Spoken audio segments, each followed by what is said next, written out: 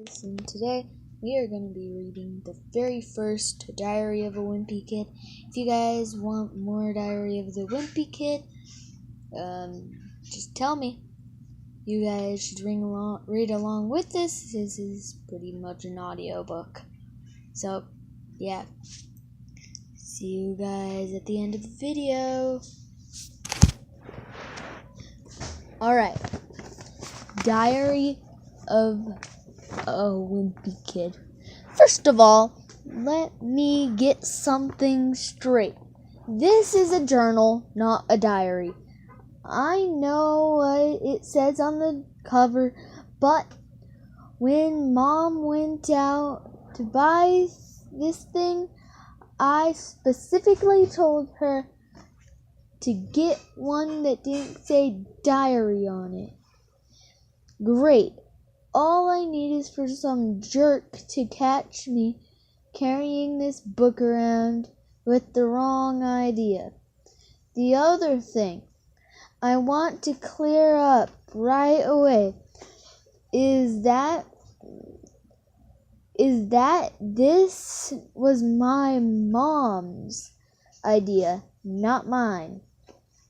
But if she thinks I'm going to write down my feelings in here or whatever, she's crazy. So, just don't expect me to be all Dear Diary this and Dear Diary that.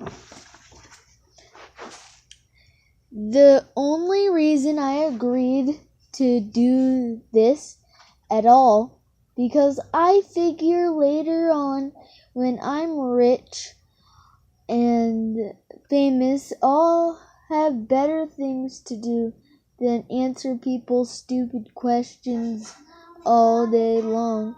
So, this book is gonna come in handy. Gregory, tell us about your childhood. Where were you? Were you always so smart and handsome? Here's my journal. Now shoo. Like I said, I'll be famous one day, but for now I'm stuck in the middle school with a bunch of morons. Let me just say, for the record, that I think middle school is the dumbest idea ever invented. You got kids like me who haven't hit their growth spurt yet.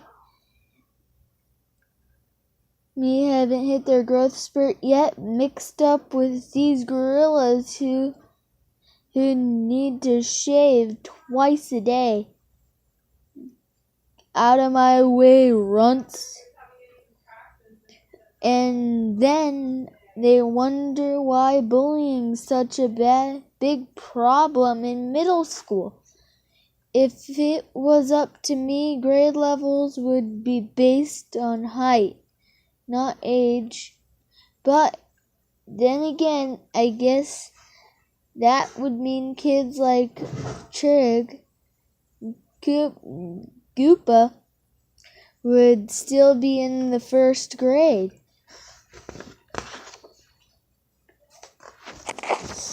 Today is the first day of school, and right now we're just waiting around for the teacher to hurry up and finish the seating chart. So I figured I might as well write in this book to pass the time. By the way, let me give you some good advice on the first day of school. You got to be real careful where you sit.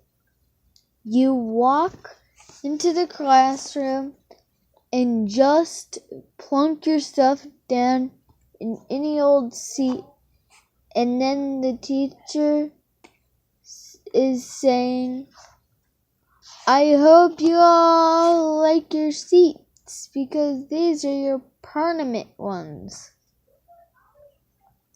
So, in this class, I got stuck with Chris Horsey in front of me and Lyle James in the back of me. Jason Brill came in late and almost sat to my right, but luckily I stopped that from happening. At this last second, is this seat taken? Yes. Next period, I should just sit in the middle of a bunch of hot girls. As soon as I step in the room, but I guess if I do that, that just proves I didn't learn anything from last year. Greg, will you please pass this note to Shelley? Why, certainly. Greg is a dork. Alright. Man, I don't know what is up with girls these days. It used to be a whole lot simpler. Well, this is the second battery in this watch. Elementary school. The deal was if you were the fastest runner in your class, you got all the girls. And in 5th grade, the fastest runner was Ronnie McCoy. Nowadays, it's a whole lot more complicated. Now, the big hand isn't moving. Now, a lot more complicated. Now, it's about the kind of clothes you wear, how rich you are, or if you have a cute butt or whatever. And kids like Ronnie McCoy are scratching their heads wondering, what the heck happened? The most popular boy in my grade is Brace Anderson. The thing that really stinks is that I always been into the girls, but kids like Brace have only come around the last couple of years. I remember when Brace used to act back in elementary school. Girls are stinky poos. Yeah. I don't think girls are stinky poos.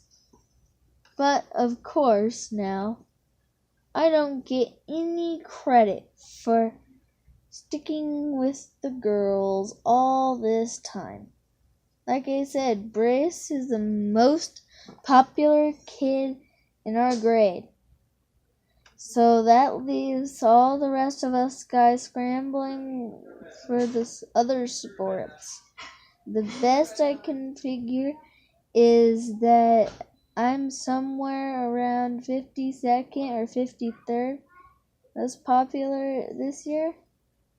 But the good news is that I'm about to move up one spot. Charlie Davis is above me, and he's getting his braces next week.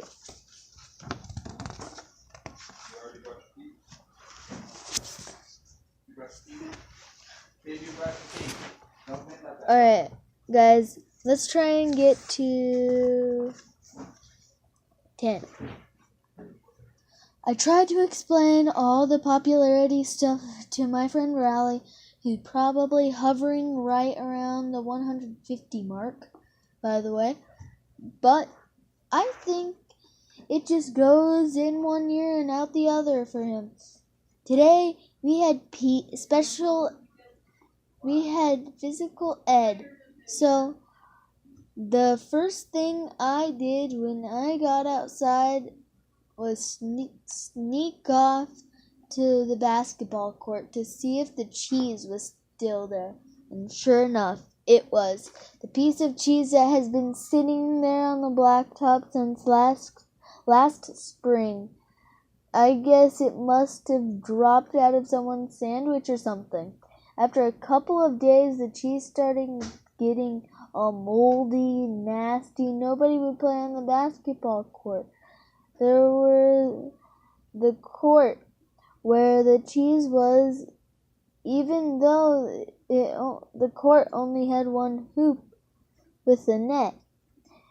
Then one kid named Darren Walsh touched the cheese with his finger, and that's what started this thing called the cheese touch. It's basically like cooties, but if you get the cheese touch, you're stuck with it until you pass it on to someone else. The only way to protect yourself from the cheese touch is to cross your fingers. Wait. I made it to page 10. Alright, guys. I'll read some more later. Bye!